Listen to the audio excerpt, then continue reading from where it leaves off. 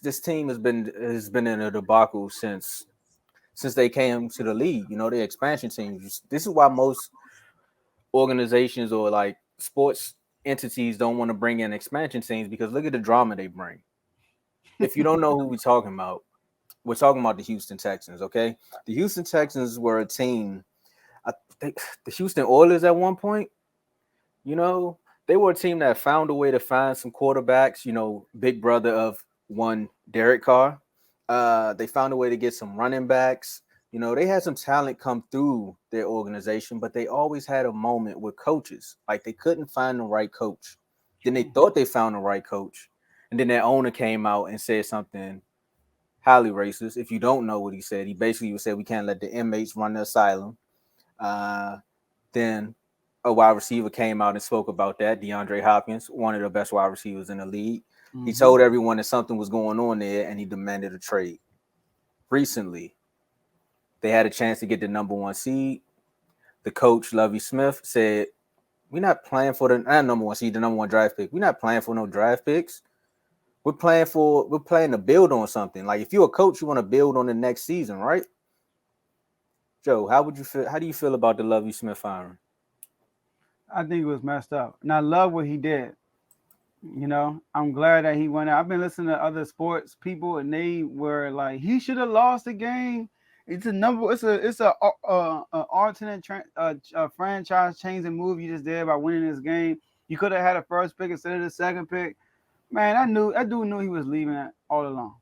All right, and you know he wanted to stick it to him one time before he left. But MJ, the greatest of all time basketball player, right? MJ, One of.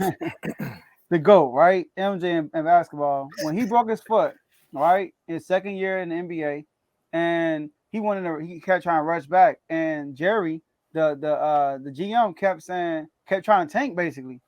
Like they put Jordan on a minute restriction. Like it was one game when it was a game they needed to make it to playoffs. They took Jordan out for the last possession. And then the point guard, I got his name right now. The point guard hit the game-winning shot, and they still got into the playoffs. So Jordan's whole mindset was, I'm not promoting losing. We're going to create a habit of winning, not of losing. And that's what Lovie Smith did with his team. Rallied his team, you know, the coach had other objectives, but he had a motto of we're going to promote winning and we're going to win this game. He even said after the press conference, I expect to be back, which I don't think he did. But he said that, and they fired on two African-American coaches that you signed for 1 year, not on a 1 year contract, for 1 year and released them after 1 year. Two African-American coaches. The first guy, they had a quarterback issue, and you expect him to win with that situation going on? That was David Culley, right? Yes, David Culley, right?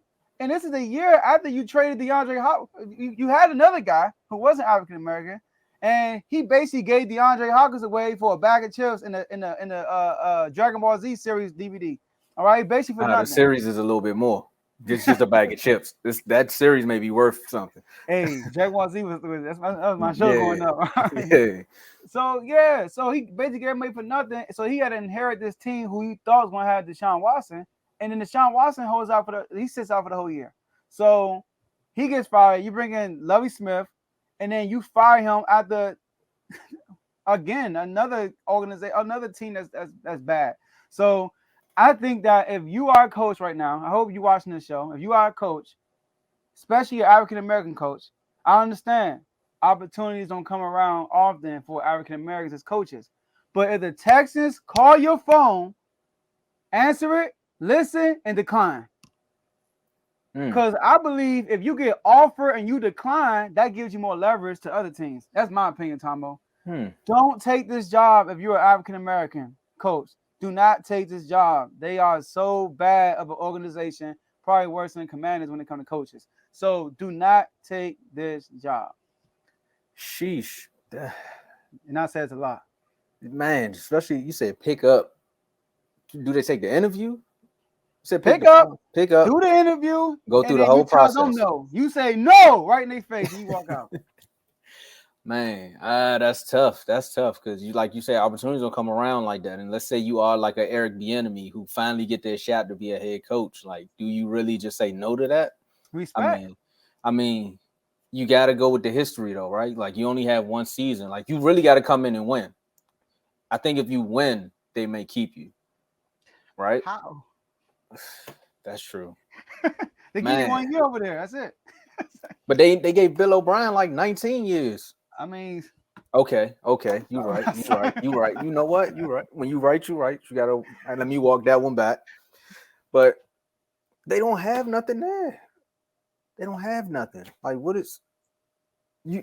I don't know. Nah, I wish I had a debate for you on this one, Joe. But nah, you right. Lovey already knew. What is it? It was David Culley. They already knew why they hired him. It was just it was a hush hush thing. And then they brought in Lovey because they fired Culley. They were just trying to cover their tracks. So nah, hey coaches, you right. Don't listen to me. Listen to Joe. They call, go through the process, see what it's about. Matter of fact, you hit them with the Rooney Rule. You go through the process, and then like Joe said, tell them you're done, son. There you go. Keep time on mount when you say that. Yeah.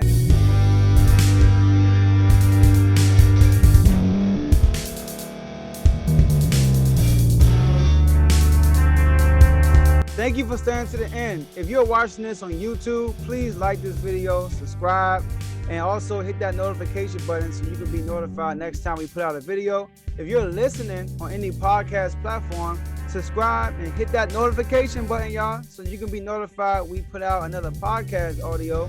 And last but not least, hit that share button. No matter what you're listening to or watching it, hit that share button and send it to somebody that you know that would love to watch this episode you just listened to. So once again, thank you for staying to the end, and we'll see y'all at the next episode.